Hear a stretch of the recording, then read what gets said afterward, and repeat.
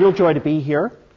Thank you for our two sponsoring organizations to have brought me to be a part of this conversation this evening.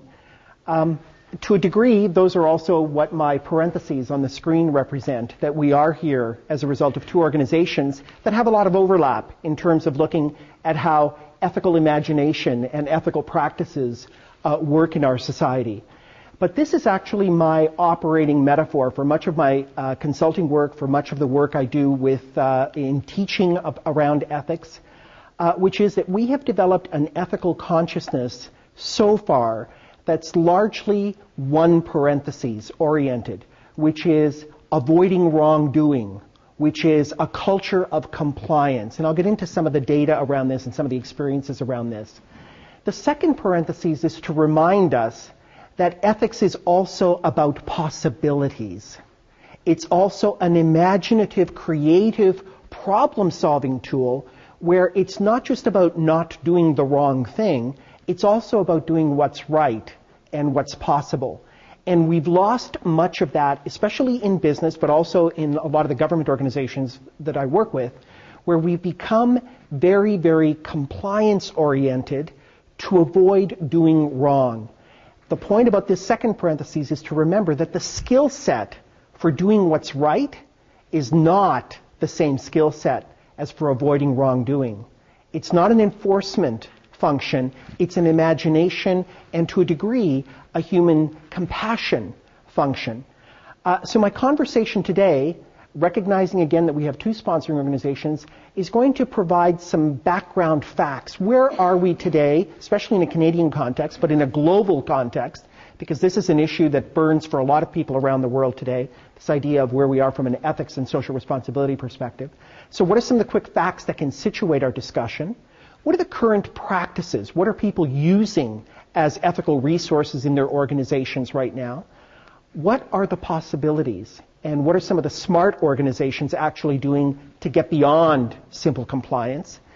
Then I want to move into what about our personal responsibility and look at some of the issues around personal integrity as part of this ethics discussion.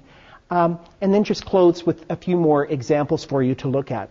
But again, my parentheses are going to be part of the presentation all the way through. So some quick facts. This is not actually ethical information. It's Dr. Nutt's information, who I think is at the Wharton Business School, who looked at 400 major decisions by corporations over the last 20 years and found that about half of them are wrong. And for those of us that have been in business, we can tell you that that's the day-to-day reality. I was reading in Newsweek on the way out here that George H. Bush, current W's dad, basically believed that if you got 51% right, you were way ahead of things. He didn't see things the way his son does in terms of black and white contrast, where it's 100% you're with me or 100% against me. And really, when I look at strategic planning, which has been my background in business, or when I look at ethical competence, I don't think we're looking at those stark black and white realities. We're looking at trying to be a little bit better than average. But this is very interesting because what he looked at in his research was, why do people make bad decisions? And he usually found that they were careless decision makers. They did not ask smart questions. And inevitably with ethics, we are asking tougher questions, smart questions. So again, it's not that ethics and strategy are separate parallel universes to explore, but they actually interconnect. If we're asking smart questions around our business practices, we're inevitably raising environmental, ethical, social issues as a part of that. This is research that I did through my ethics center, quantitative survey and focus groups across the country. We interviewed by phone over 2,000 people, did 18 focus groups, looking at the state of trust in Canadian society after all the scandals that we've had.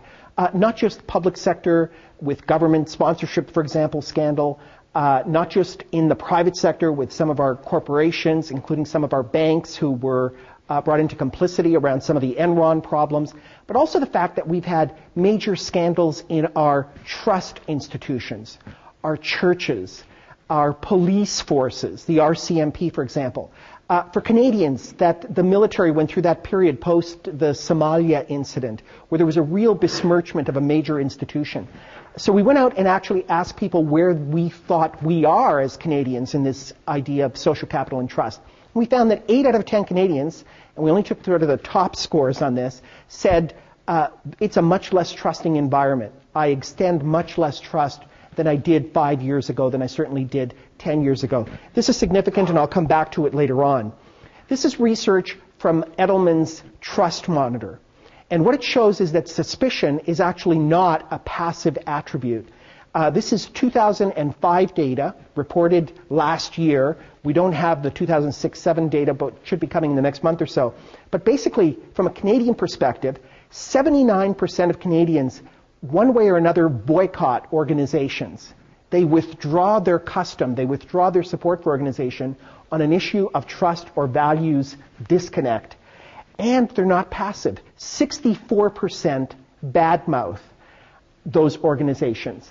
So this begins to also give us some scope in terms of what happens when trust is broken in terms of impact on organizational effectiveness.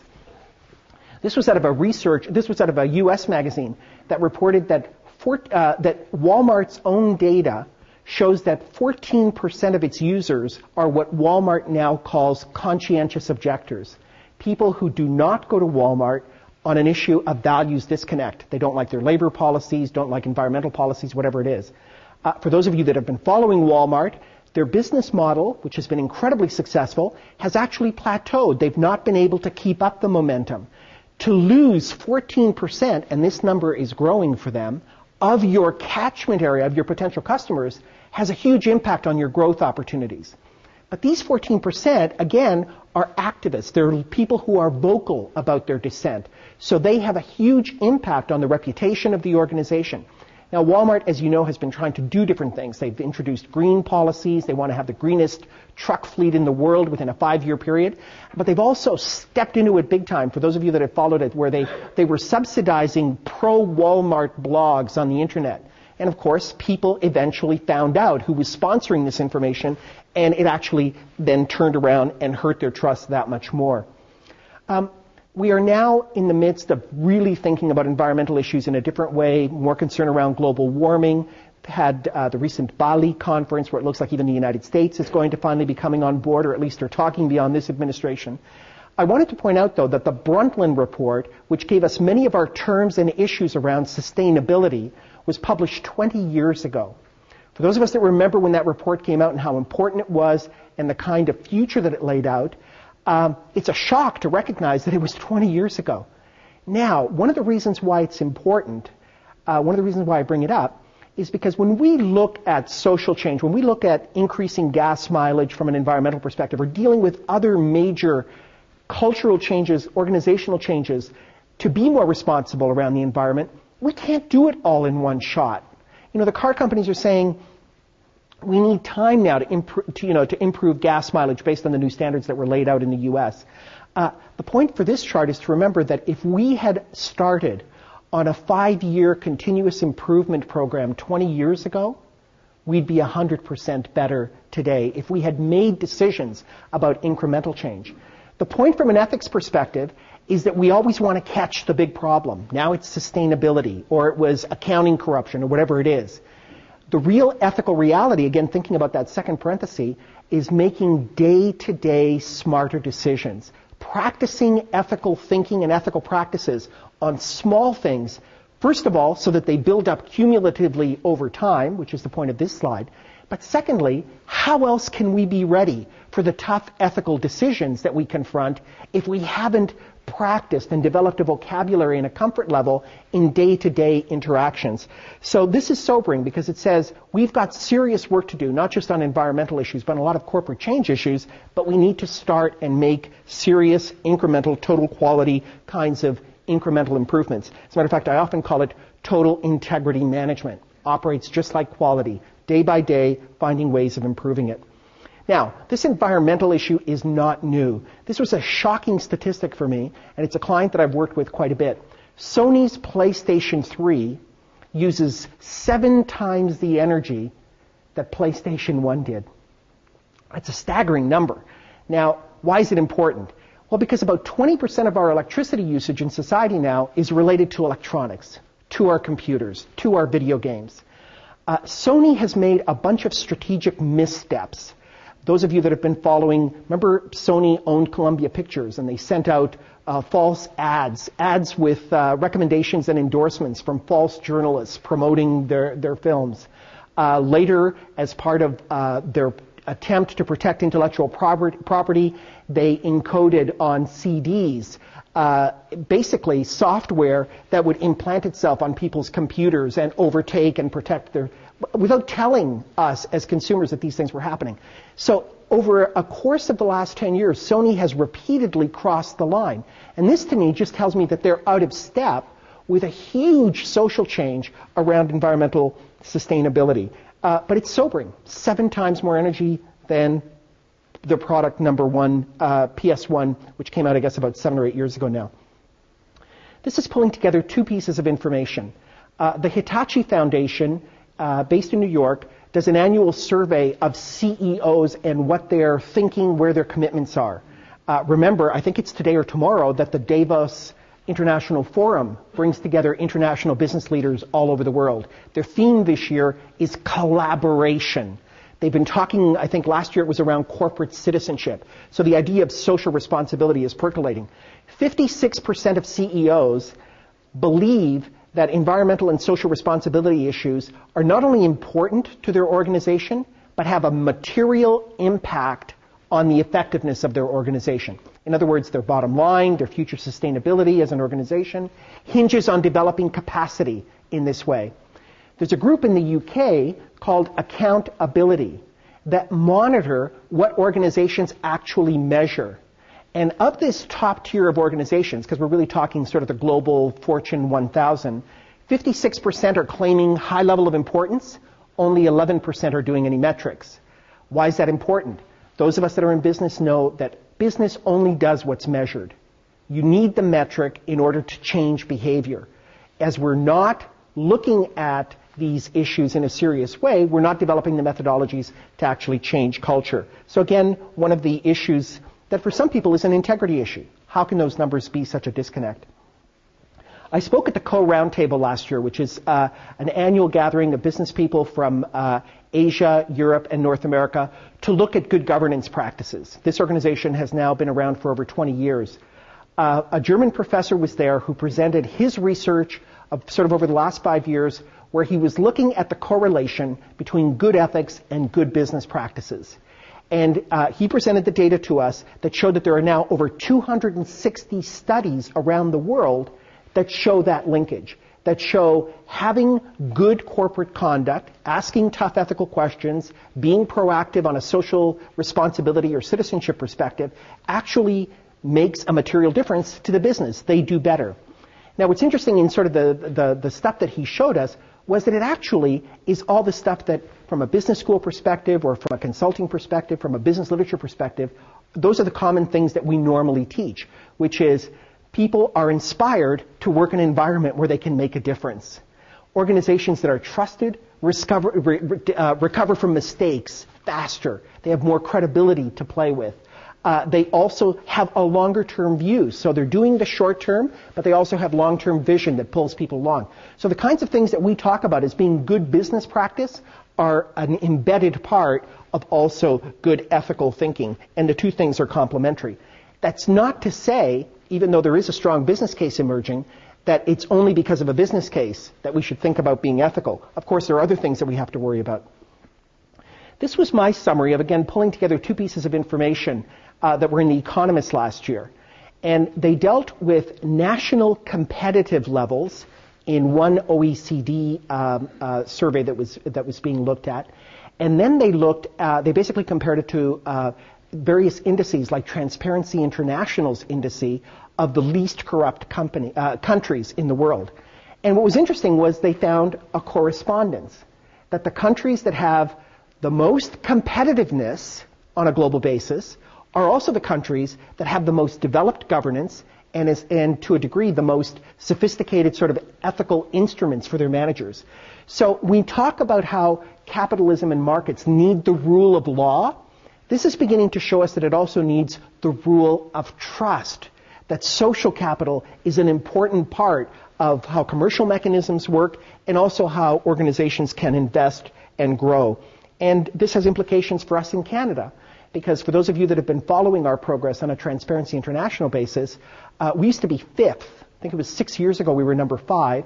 Last year we dipped as low as number 14 on Transparency International. That's a huge drop in a 5-year period. The latest data, which is I guess probably only about a month old, I think rebounds us back up to number 11. But still, to drop to number 5 to number 11, we have to ask why. And what Transparency International looks at when they see that, what they're basically looking at are scandals in the public sector. We've had them federally, provincially, and scandals in various industry sectors. They especially look at the financial services sector because that, in a sense, is the central nervous system of the economy. And our banks have had their shares of hiccups along the road. This is an IBE study that Simon Webley, who's the researcher at the Institute of Business Ethics in the UK, they tracked corporations on a 5-year basis versus a control group. They looked at corporations that had good, robust ethical policies and practices versus corporations for whom it was for which it was an incidental concern. And at the end of it, there were lots of financial, smart things that were happening. Ethical companies, or companies serious about their ethics, just had more consistent P&E ratios. They didn't have the kind of hiccups that other organizations did. But importantly, at the end of the day, for those of us that look at it from a business productivity perspective, there was an 18% profit differential to the advantage of organizations that took their ethics seriously. Now, where do we stand today?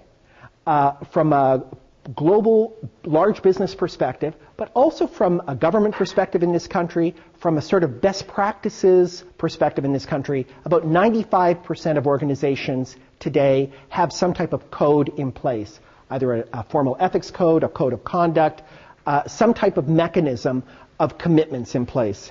Now, related to that, less than half do any training. And again, you can figure out the significance of that just logically. If organizations are making pronouncements, but then they are not spending the time actually developing the competence inside the organization, employees tend to become suspicious or skeptical. Or the code becomes a piece of paper where you look at it and it doesn't really mean anything to your day-to-day, or it becomes a checklist that fits into the legal department that just assures that you are not violating that compliance side of the equation. Since our conversation tonight is about changing culture, you can't change culture if you don't give people the day-to-day toolkit for having conversations around ethics.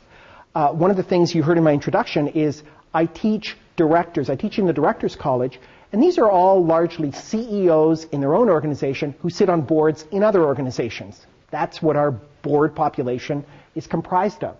Now, most of these people are incredibly intelligent, have been very, very successful, and to a degree embody very serious values of responsibility. But one of the exercises I do with them is I ask them in the room, when I take them through some of the trust and suspicions data, what's the solution from a corporate perspective? What do companies need to address seriously to deal with public distrust or public suspicion? And to a person, the kind of language that comes back is, well, we have to restore integrity. We have to make integrity count. We have to show our integrity in action. How many of you would agree with that? I suspect a lot, right? But what I do in that room, usually about 20, 25 people, is I then ask them to define it. What does integrity mean? What does integrity mean to you?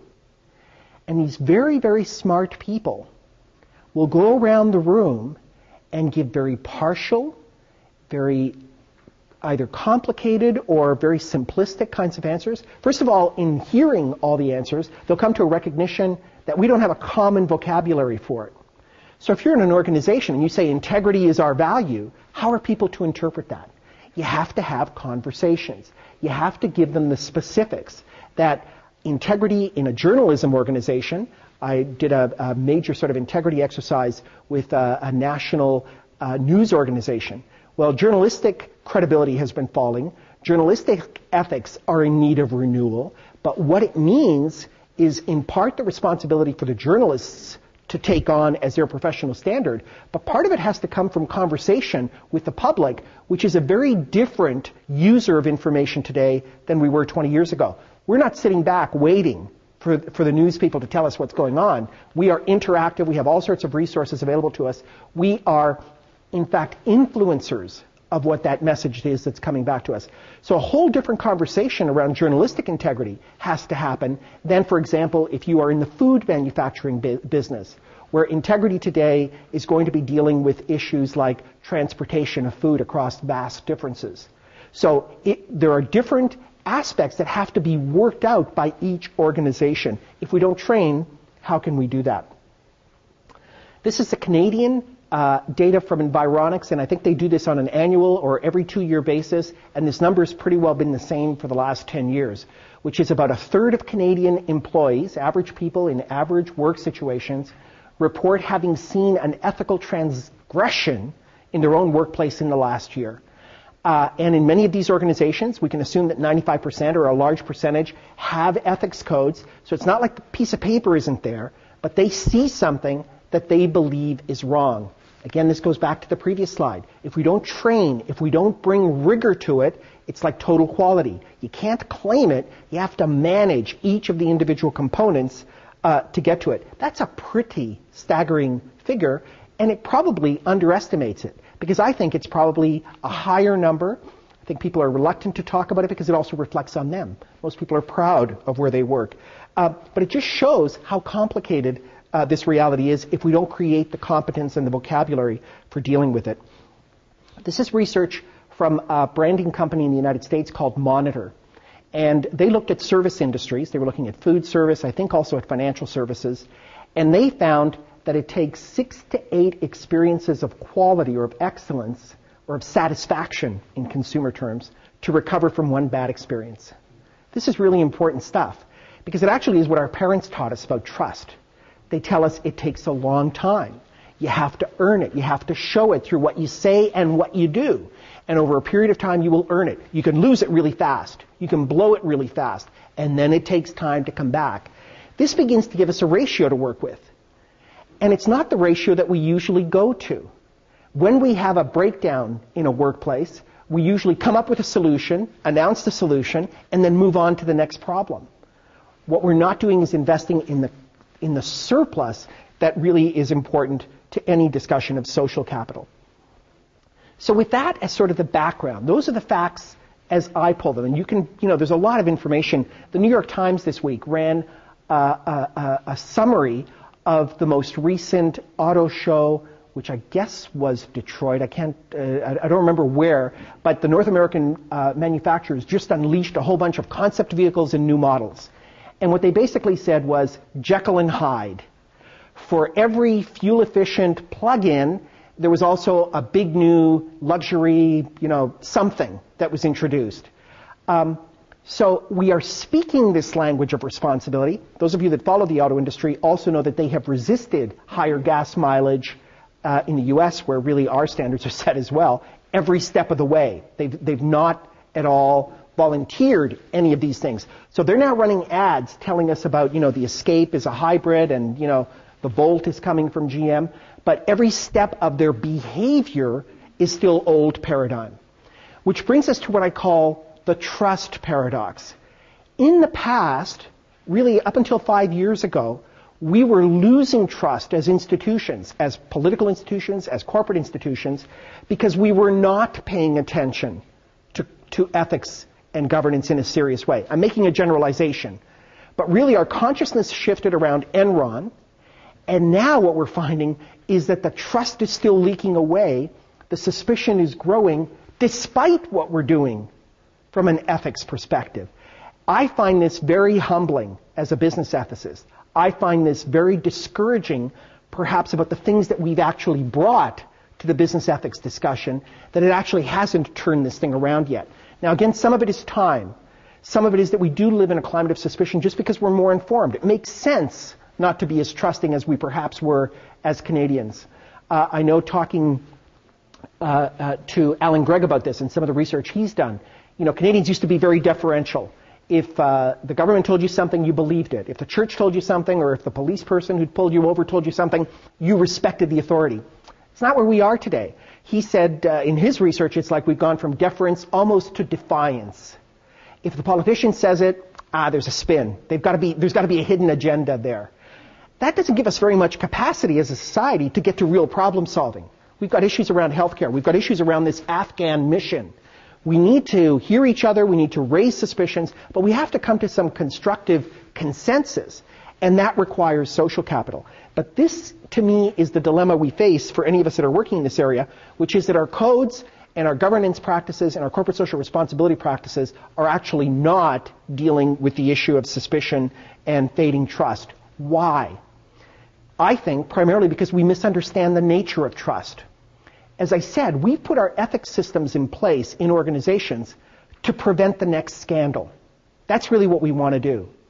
That's not where suspicion was lost. Canadians, bless us, bless them, commonsensical people, doing these focus groups across the country, saying, so why are you feeling more suspicious? What is it that is bothering you about what people, what corporations, what brands are saying in this environment? And they said, well, actually, there's been a period of continual degradation in the human sort of experience. I call my own bank for information about my mortgage, and I get waylaid to a 1-800 number, and I'm touch-toning my way through hell on this telephone, and 9 times out of 10 it doesn't matter. 1 time out of 10 I'm in a really serious jam and I need a human being and I can't get to a human being, and that's not an inconvenience. I take it as disrespect. They're not seeing me. They don't really care about me. I'm only a number. So over time with those experiences, then the bank goes into scandal, shows up on the front page as being one of the organizations that knowingly helped subsidize Enron and its deceptions. And people go, ha, I knew it. It was my experience, and now this is an affirmation of that experience. So this is really important. It's a reversal. Of course, scandals impact us. But for most people, they come to the conclusion based on experience. What do organizations do? As I said, they want to prevent the next Enron. So the governance that boards have implemented, the kinds of employee initiatives that are in place in the banks are to deal with the big problem. What they're not doing is the 1,000 cuts solution. They're not looking at those day-to-day experiences of indignity that have actually created the problem in the first place. And I think that ethics now have become part of the problem-making bias. Bias is actually one of Bernard Lonergan, one of his terms, a Canadian theologian. The idea of bias is that we eventually get so caught up in a certain way of thinking that we can't think our way outside of it to get to a solution. So, for example, I've met with many of the CEOs of our national banks in doing this trust study. And several of them said, this ethics thing is important, but I want the business case. And what that is, it's the bias of the way we approach things, which is if you can prove to me that I can be more productive and make more money being ethical, then of course I want to be ethical. But that is not where the solution is going to come from. And unfortunately, much of what we've done from an ethics generation perspective perpetuates that bias. Ethics in many organizations today reports straight into the legal department. It does not talk to the strategic planning department, does not talk to marketing or the research departments. It has become a legal function. So part of what I'm asking us to think is how we, in our ethical thinking, can challenge the paradigm. And I'll get into some of that in a few minutes. Let's look at what that normal ethics bias looks like. The first thing is that organizations that have developed codes, where do those codes come from? 99% of them come out of the CEO's office or a task force that the senior management team has put together. They become the top-down solution to a problem. Now, since most of us have experienced suspicion from being away from that leadership position and being in sort of that experience of what those people have done, why should those codes have any credibility? I talked to Tom DeCino as part of this trust study, who is the head of the organization. I always forget the acronym because it changed, but it's the Canadian Center of CCEPA, Canadian Center of CEOs, basically. And post-Enron, the CEOs group came out with a code of practices for CEOs. And I asked him, who wrote it? And he said, CEOs, we got a task force to do it. I said, did you talk to critics? Did you talk to activists? No. Well, of course, it has had no change in our perceptions as the general public of what the leadership class is doing. So a disconnect for being top-down. The second is they become self-defined. We, in making codes in our organization, say, oh, we will respect our customers. But we usually define respect the way we want it, which is whatever is profitable for the organization. It's not actually learned in dialogue. And that's a point of disconnect for people. Because again, as I said, these words mean a lot, but they mean different things. They often come as a result of crisis. Well, what happens is organizations that respond to one crisis will then, in 2 weeks, respond to another one. And there's data out of the US that shows that about 2/3 of organizations that adopt an ethics program in a moment of crisis become repeat offenders within 2 years. It's just logical. If you just adopt the code but don't make the cultural change, nothing that created the problem has actually been changed. This idea of thin ethics actually comes from the bioethics field. Some of the practitioners in bioethics and some of the theologians who have been exploring bioethics have looked at why is it still so difficult for people who are in the day-to-day caring environment to have ethical conversation or ethical imagination around the issues that they deal with. And they came to this idea of thin, that we've done a good job on codes, we've done a good job of setting up what people are expected to, but we haven't helped them actually understand what it means in their day-to-day reality. As I said, it becomes a filter for avoiding wrongdoing. It becomes about compliance, and what I dislike the most is that it depends on a whistleblower. We say, if you see something bad, here's an anonymous 1-800 number, you call, we'll check it. Well, all the data we have around what happens to whistleblowers is that their organizations usually chew them up and spit them out. Whistleblowers pay a high price for it. The other thing that we know about ethics and morality is that it is community generated. Laura Nash and Scotty McLennan, I think is her colleague, published a book several years ago called Church on Sunday, Work on Monday. And they were looking at this divide. Why are people unable to bring their morality, their integrity to play when they walk into the office the next day? And one of the things, it wasn't all of it, but one of the things that they found was that usually to take a stand on something, you need a few other people around you who will help you take that stand. My favorite example of this comes from Martin Gilbert's book called The Righteousness. And I don't know how many of you know Gilbert. Most people know him as a historian. He's written about Churchill. He's written an awful lot about the Second World War, which is probably... The Righteous was his look at people in Europe during the Holocaust who actually did something to save someone. And relative to the millions that died, the hundreds of thousands who were saved is a very, very small fraction. So it wasn't meant to absolve Europeans. But what it was interested in was, what was it about these people that they risked everything to take care of someone, and it's often a stranger. Wonderful, wonderful stories. But one of the things that he found was that there were moments where it was an individual who stood up and who did it, but usually it involved a community. As a matter of fact, what he found was that it would take 6 to 8 people cooperating to save a person. You would have to hide that person for a while, feed the person, get the person papers, shuttle them out to Portugal or to wherever the safe zones were. That required cooperation. During the most repressive part of the Nazi occupation in France, the network sometimes stretched to 50 people. 50 people who were interdependent. And think about it, any one of them could have exposed the whole network. Like the more people that get involved, exponentially the greater the risk becomes. The point of all this is to recognize that it's not about a whistleblower.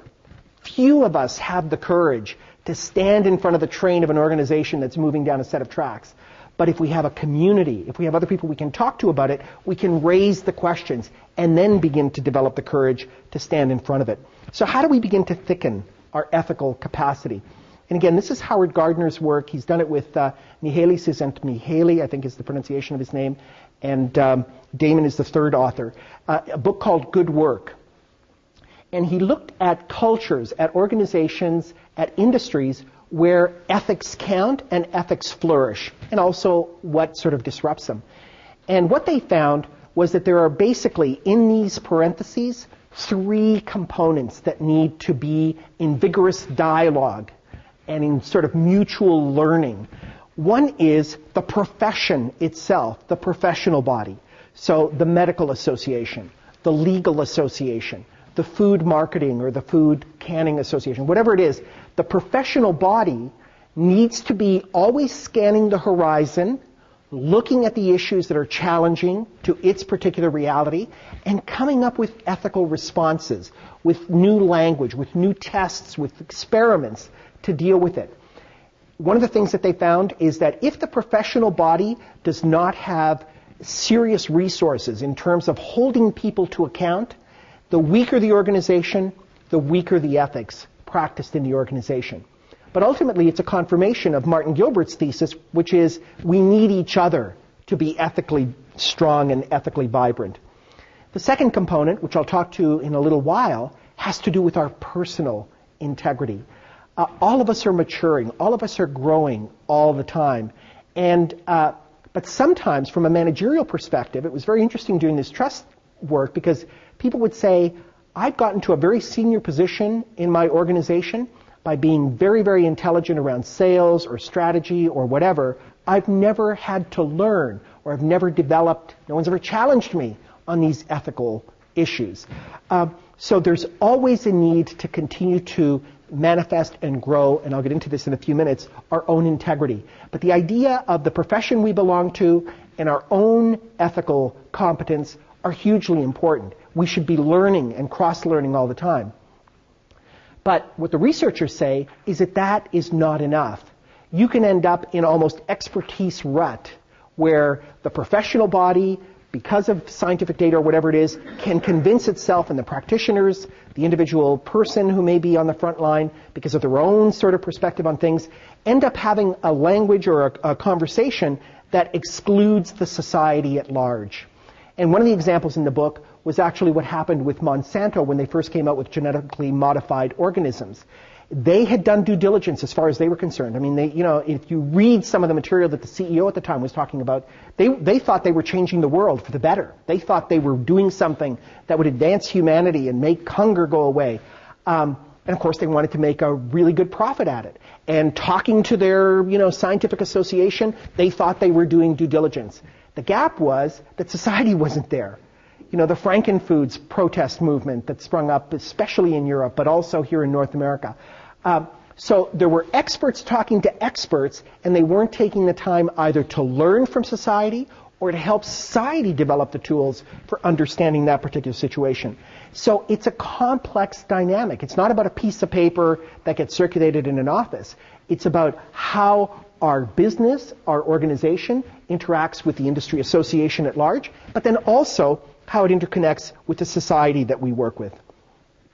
How do we thicken organizational consciousness?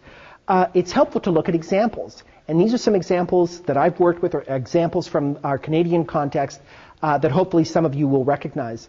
The opposite of top-down, although you always need leadership, it's not to say we don't need the leadership, but actually looking at an encultured organization where ethics matter a lot, is the Four Seasons hotel chain. A wonderful, wonderful Canadian success story.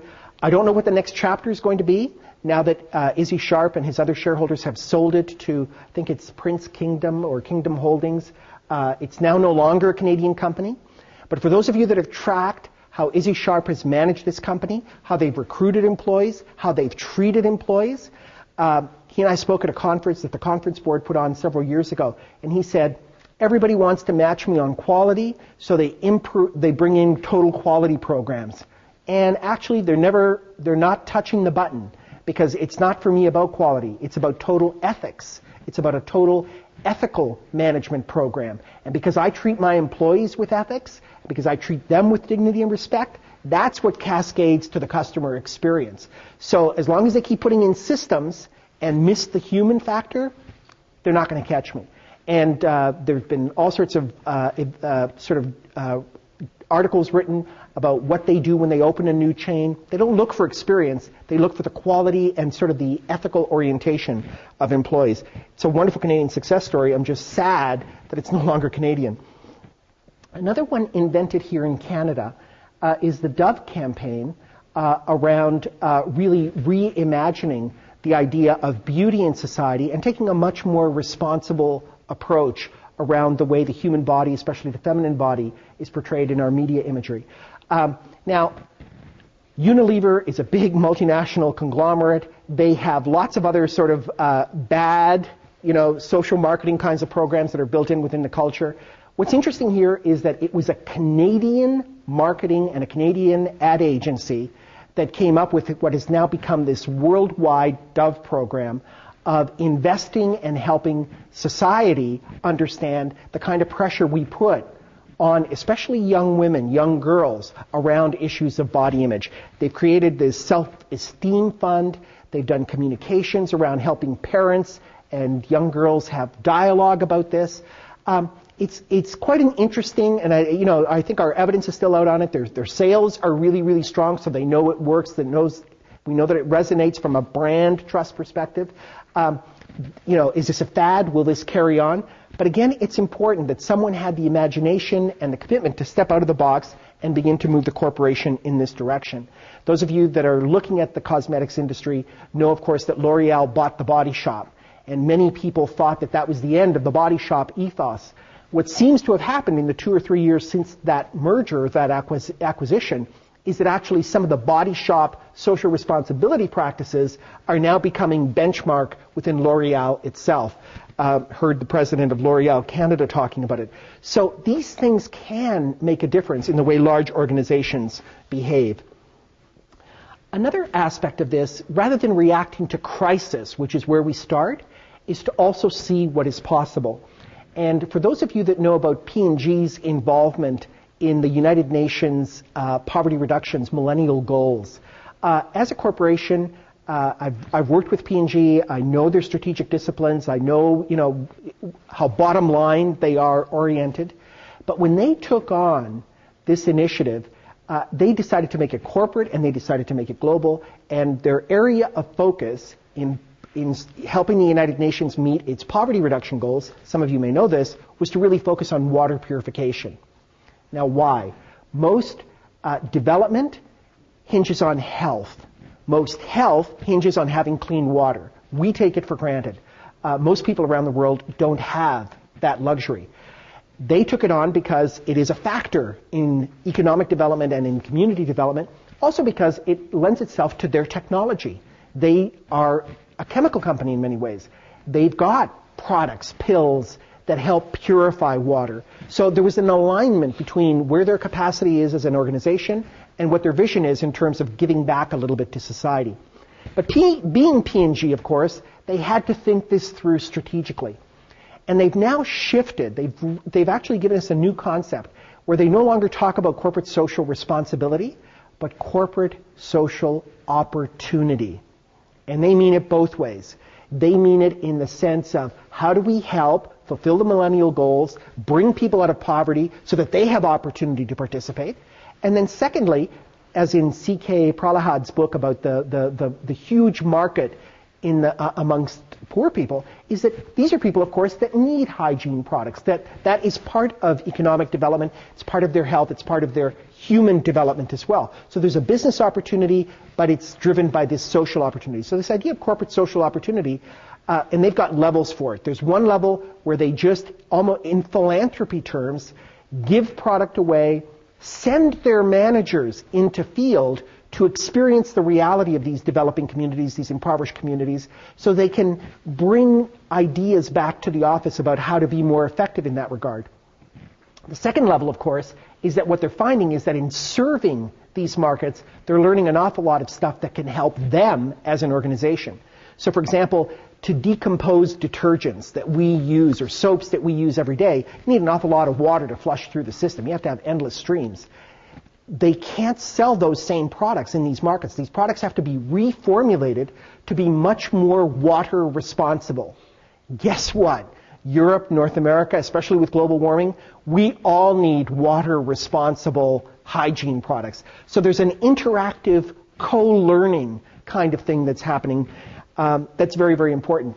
And one of the surprise things that happened was that, of course, headquartered in Cincinnati, they saw this as sort of a project of developing world developed world helping the developing world. But one of the first, or one of the most graphic applications of this expertise was they ended up sending a whole bunch of people, supplies, and technology to New Orleans after Katrina hit. So it actually had quite national domestic implications for them. Again, those of you that have followed DuPont, a major organization that has done innovation for many, many years. And what they have done is really brought strategic and ethical thinking together. It really started about 20 years ago when the ozone layer began to get people to think about how do we change CFCs, and they were one of the organizations that sold CFCs. They had to learn new technology, to become basically ozone layer friendly. But somebody in this strategic planning juggernaut said, you know what? That's not an isolated problem. This is going to happen again and again and again. There are going to be other problems within our portfolio mix. So we've got to get proactive about that. And if we deal with this problem strategically, we can turn it around and turn it into a business opportunity. So the numbers for not last year, the previous year, I don't have the latest numbers, were that about 25%, a quarter of DuPont's profits, which were, in the many, many, many billions of dollars, I can't remember the exact figure now, came from products and services that they were selling to other chemical companies on cleaning up the toxic impacts of their particular products and services. So they've got this whole thing where the way they're thinking about the environment, now GE is doing it with the Eco-Imagination, still early days to know how that's working. But one of the things that DuPont has also done is said, we have an infrastructure for innovation. How can we put it to work in civil society? And they set up at McGill University with a whole bunch of other sort of civil society folks an institute to promote social innovation in social change. How do we bring our corporate expertise, some of the things that we've really done to help society deal with its problems? Nokia, many of you know, cellular phone organization. One of the things that they've done is they've made their technology available to very, very remote communities in the Philippines, in other countries around the world, so that kids who are disconnected from the world actually have access to the internet. For them, it's again very much like P&G, it's the opportunity. Of course, they're using sometimes obsolete technology being pulled down from one of our pillars in North America and sent there. But what they're seeing is a continuity. They're allowing other people opportunities to come forward. So what are the questions for thickening that we in our ethical or in our strategic frame need to ask? Well, again and again, it's about human purpose. What is it that we are actually trying to do? Are we trying to only fulfill the legalities and the prescriptions of the law? Or are we trying to use the creative capacity in our organization to actually make a difference? Warren Bennis and others who have looked at organizational change and leaders tell you that employees are hungry for this. They want to do something that matters. And when they have the opportunity, they contribute to big ideas. One of the questions we have to ask is, to whom are we accountable? Again, in that Hitachi Foundation survey, most CEOs say, it's not just the shareholder. We have other obligations to society. But when the rubber hits the road, it always seems like the shareholder interest wins. And I'm a student. I'm back now in school, studying theology, also thinking through sort of managerial implications of this. And I happen to be taking a course on methods, on ethical methods. And the section we're dealing with right now has to do with post-colonialism, which is a term I wasn't even aware of. But as I was flying out last night, reading one of the chapters and thinking about this presentation, I was thinking, to a degree, one of the issues from an ethics perspective and a management perspective you in business schools need to be thinking about is we're almost in a post-management world. And what I mean by that is that the market is pulling so many of the strings, a lot of day-to-day managers feel like they have no choice. Again, I was reflecting on some of the CEOs I talked to. These are people that run our oil companies, our banks, our biggest institutions in this country. And they said to me when I interviewed them 3 years ago, that they're scared. They have data that comes on their desk now, their little widgets that show up in the morning that tell them how they're doing. They used to have from their boards the grace period of a few years to implement their strategy. Now, one of the CEOs said, I'm on fiscal weeks. I know Friday whether I've hit my numbers, and if this week is gone, my month is at risk. If my month is at risk, I don't know if I'll hit my quarter. If my quarter is at risk, will my board have me around? We know that CEO tenureship has been declining very, very rapidly. These are the people that are in charge. that feel fear. So this idea of post-management is that you don't have to have an ethical or creative imagination to pull the levers that always make the decision about what's best for the bottom line. And that's what we are being reduced to. If you ask people in these great organizations that have made mistakes, why didn't you not ask the question? They'll say, well, we didn't have time, or I couldn't take the risk of not making the numbers. I had to move boxes this month. That was my focus. So are we in a reality where all these management skills that we teach don't matter anymore? The market decides day by day on share price who's doing what, and therefore the people in those organizations are in sort of Pavlovian response mode. If this triggers it, I got to hit my quarter, I'll do that. It's just one of the things we have to ask is, to whom are we accountable? And I think this conversation opens up right now because with global warming and some of our other issues, we are in a different phase where the market can't always have the final word on some of these things. What is the source of our values? Organizations have all sorts of wonderful, laudable value statements. One of the problems I have is that they're all the same. They all say the same thing, but they mean so little to organization. Where are we actually drawing our inspiration going forward? And what ideals inspire our integrity? And finally, how are we judged by those whom we impact? This, I think, is one of the missing things in our ethical equations. We look at business outcome, we look at how our employees are in their uptake, we look at how consumers or customers react, but we don't necessarily look at how the most vulnerable people in that equation are impacted by our decisions. And forgive me for telling this story because I'm probably already running over time here, but Paul O'Neill, some of you will remember, Commerce Secretary in the first Bush W administration. Some of you will remember that he went on this whirlwind tour around the world with Bono, trying to raise, he was responsible for Treasury in the United States, and he was doing this social responsibility tour with Bono. And the press really lampooned him. He finally got flushed out of the Bush administration. He's probably one of the most sensible guys in the administration. And anyway, before that, most people don't know, he was the CEO of Alcan, which at the time probably was the second largest aluminum company in the world.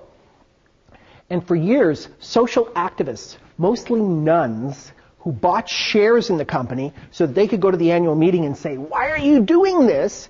For years, activists were saying, how can you treat your Mexican workers so poorly? After free trade, like a lot of our other organizations, they built these huge smelters in that Maquiladora, I guess it's called, corridor in Mexico.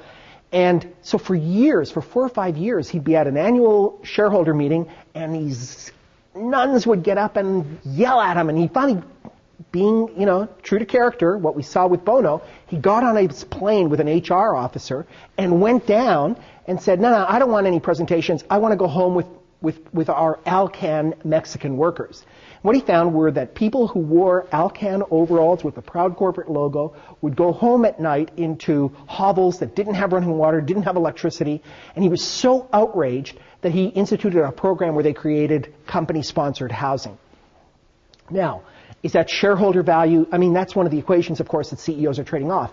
When I read that story, I thought about my father's experience, who was an immigrant to this country, came through Halifax from Italy, ended up in Cooksville, Ontario, working in a brickyard, living in company housing. Like, that's where we were only a generation and a half ago. So it seems like a radical idea for Alcan to be doing this today in their reality, but in fact it's what developing economies do. So we do have precedents if we recall and bring some of our imagination back into it. But who's the most vulnerable person in the equation needs to be brought into the conversation. The integrity paradox, I won't get into very far because, again, I want to have time for questions and answers here. But it's basically that the ethical walk by our organizations is lagging the talk. And again, it's because we make ethics depend on their productivity. If it doesn't deliver a bottom line result, can't afford to be ethical. Shouldn't it be the other way around? Shouldn't it be we can't afford business that isn't socially, environmentally responsible? So how do we change that paradigm?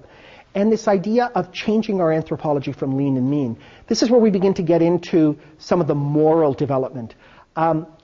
When we did this research and people told us how injured or how disrespected they felt by organizations, both governments, governmental as well as corporate organizations, you could almost trace it back to when the re-engineering craze took over the North American managerial imagination just after the fall of the Soviet Union. And capitalism flourished and re-engineering flourished simultaneously. And for those of you that remember that time, it was about lean and mean. We gotta make sure that we have leanness throughout our operation. And if it means being mean, then so be it. It's not about people, it's about the bottom line. Some organizations actually need that. But what happened is meanness became a managerial virtue. We don't even see it anymore. It's part of the invisible fabric of how we assume management operates. We expect, you read the Globe and Mail, it shocks me and it hurts me every time I read about a factory closing, and the way the Globe reports it is head count. So the meanness is invisible to even the people who are reporting on the way that our economy operates. Now, what's interesting about the word mean is that Thomas Aquinas uses it in his conversation about virtues. Now, Aquinas, when he talks about virtues, always raises its opposite. And the virtue that he talks about on the positive side is what I've written about. It's called magnificence. And what he means about magnificence is actually what we in management talk about as excellence, but move to the level where it's not just excellence in expertise, it's also excellence in moral character, moral development, and ethical conduct, where it's the two things united. And what he means by magnificence is that basically that's when we are most human. When we're still making mistakes, but we're led by noble causes. We're trying to do our best. We're seeing other possibilities. And meanness, from Aquinas' perspective, is actually not wickedness, which is sort of the connotation we have today. Meanness, rather, for him, is being less human than we can be. It's doing less than we can be to fulfill ourselves. And this really comes down to that me part of the equation in that parentheses that I had earlier on, which is often with integrity, we break ourselves up. We particularize ourselves. We do not allow our own moral sense to come into our managerial reality. Sometimes we don't have the vocabulary for it. Sometimes we think we will be really harshly judged by our peers for it. But as a result, we operate with an integrity that's very constrained. I told you I ask CEOs for their definition of integrity. And most often what I hear is, I live up to what I promise. That's how people know me. My word is my bond. What I say is what I do. And then in the conversation, I try to remind them that that was also one of the virtues of Hitler. He wrote it. It was in Mein Kampf. He was going to do it. So it's not just say it, do it. Of course, that's part of it. But it's really about being constant in our public lives in the way that we are in our private lives. And so this means getting beyond this idea of a mean managerial imagination to think more about what it means from a magnificence perspective. And also recognize, I think, for those of us that are in this ethics world, and both of the sponsoring centers is that we are in a time when there's now beginning to be a backlash to ethical thinking. The current issue of Business Ethics Quarterly landed on my desk last week. And there's a series of articles around corporate citizenship. And what was interesting to me is that it's for and against. The jury is still out. It's the age-old quandary. It's Milton Friedman saying, no, it's about the bottom line. And it's other people saying, no, it's about corporate social responsibility. And other people saying, well, corporate citizenship is now part of the UN debate. It's now part of what the Davos Forum has been talking about. It's part of everyday reality, but it doesn't really mean anything. So here it is. I know that I tried to pick it up and didn't last night on the way out, but I think there's an article in this issue of the Harvard Business Review that is trying to refute the data from this German professor that showed a positive correlation between being a good business and having good business result. What they're basically saying is the jury is still out. And I'm saying is that doesn't really matter. We don't have a choice but to become more robust in these ways. But recognize now that our vocabulary is exhausted. Most boards have been through governance reform. They think they've got it. I can tell you from working with directors, it's still far, far away. There are audit committees for employee compensation, for looking at how the financial audit is constructed. rarely is there any ethics audit committee on boards. The backlash to, as I said, ethics officers, at least in the U.S. organizations today, no longer function in autonomous units. They report to the legal department. They have no conversation even with the people in corporate social responsibility. So we need to recognize that we're in a time where many of the words, many of the skills that we teach from an ethics perspective don't have currency. They haven't had impact because suspicion has been growing and trust declining, and now our managers are getting tired of this vocabulary and are moving beyond it. So, what does magnificence at work look like? It's expertise with ethics, as I said in Aquinas' definition. It's about competence, but also always with compassion. Being in business for what it does to our communities, to fellow human beings. And recognizing that we are in a very important moral moment as a global society. We've spent the last really 15 years post the fall of the Soviet Union learning about globalization. Those of you that know the economics of it, we only recovered the same percentage of global trade that operated pre-World War I think in the early 1990s. Like, we've been very protectionist and very non-global and really have only learned how to think globalization in the last 15 years.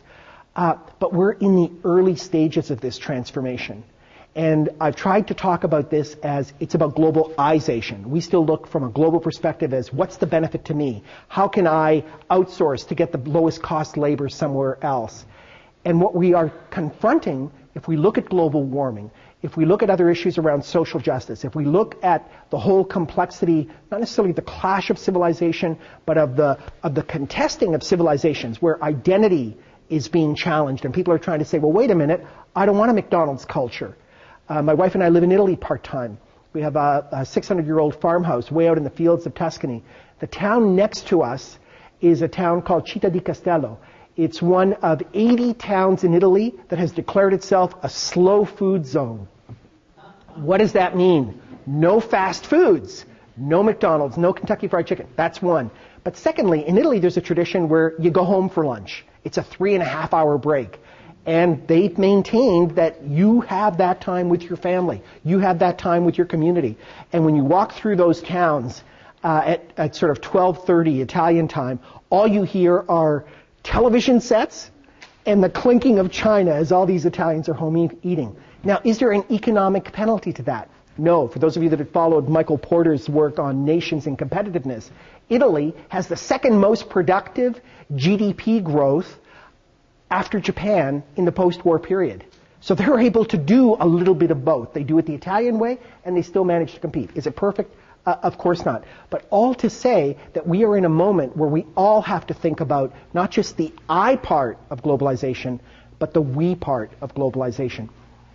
So without getting into the last couple of slides, what I'd like to do now is maybe just turn it over to you and see if maybe in the conversations, questions, issues that you raise, we can begin to think about what are the models for thinking about global we-zation. Over to you guys.